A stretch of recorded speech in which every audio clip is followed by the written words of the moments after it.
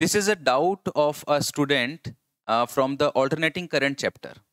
मैं इसका सॉल्यूशन दे रहा हूं, पर एक बार क्वेश्चन पढ़ देता हूं मैं. क्वेश्चन क्या है? The RC circuit current and voltage are given as I is equals to 4 cos 2000 t ampere. ये करंट है और वोल्टेज है 200 sin 2000 t plus 37 degree volt. The value of R in the circuit. देखो, सबसे पहले तो देखो कि ये आरसी सर्किट है ना, और आरसी सर्किट में आपको आर की वैल्यू चाहिए. तो मैं अगर वोल्टेज की इक्वेशन लिखता हूं तो वो है 200 sine 2000 t plus 37 degree. Done. और करंट की जो वैल्यू है वो है 4 cos 2000 टी. तो दोनों इक्वेशंस हमारी साइन की फॉर्म में होनी चाहिए सबसे पहले. तो मैंने इस cos को साइन में चेंज कर लिया. अब आप लोग जानते हो कि cos थीटा बराबर हम लोग यहाँ पे साइन 90 प्लस थीटा लिख देते हैं. Sine pi by 2 plus theta, उसको लिख दिया मैंने sine 2000 t plus pi by 2. Done. अब दोनों इक्वेशंस मेरी साइन की फॉर्म में कन्वर्ट हो चुकी हैं. ये भी साइन की फॉर्म में है, ये भी साइन की फॉर्म में है. इसमें भी 2000 टी, इसमें भी 2000 टी. अब वोल्टेज का जो फेज है वो 37 डिग्री है और करंट का जो फेज है वो पाई बाय 2 मतलब 90 डिग्री है. तो इसको देखकर साफ पता चल रहा है कि जो करंट है वो वोल्टेज को लीड कर रही है. करंट वोल्टेज को लीड कर रही है, करंट वोल्टेज से आगे है. और ऐसा होता भी है.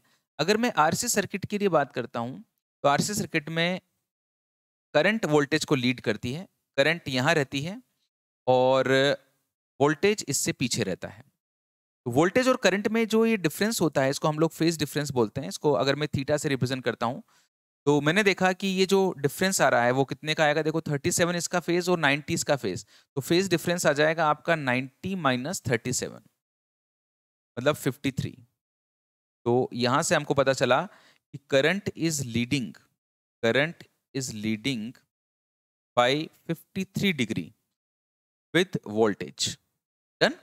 अच्छा, अब मेरे को आर की वैल्यू चाहिए. आर की वैल्यू कैसे निकालता हूं? तो कोई भी आरसी सर्किट अगर अपन लेते हैं तो उसमें इंपीडेंस ट्रायंगल बनाते हैं. इंपीडेंस ट्रायंगल में क्या होता है कि रेजिस्टेंस यहां पे लेते हैं, एक्सएल यहां पे लेते हैं अगर कॉइल लगी हो, और एक्सी नीचे की तरफ लेते हैं. क्योंकि ये आर सी सर्किट है तो एक्सएल का यहां पे कोई काम नहीं है, केवल आर और एक्सी हो गए. आर और एक्सी अगर ऐसे हो गए तो जेड इंपीडेंस इसका इस तरफ आ जाएगा.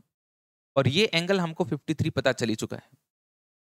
तो ये आर, ये 53 और ये जेड होता है, ये टोटल इंपीडेंस होता है. अगर इस डायग्राम में मैं cos 53 निकाल लेता हूं तो cos theta is equal to होता है base upon hypotenuse. So base is R and hypotenuse is Z. ठीक है. तो cos 53 डिग्री हम एक बिल्कुल नई स्लाइड पेपर cos 53 की वैल्यू निकाल लेते हैं. ये 5, ये 3 और ये 4 हो तो ये हमारा स्पेशल ट्राइंगल होता है. उसमें 53 अगर वैल्यू निकालता हूं, cos 53 बराबर base upon hypotenuse. So base is 3 and hypotenuse is 5. And cos theta बराबर अगर यहां से देखा जाए तो वो है r is the base and hypotenuse is the z, r upon z. तो r की वैल्यू हो जाएगी 3z अपॉन 5. अच्छा, अब z कैसे निकालूंगा?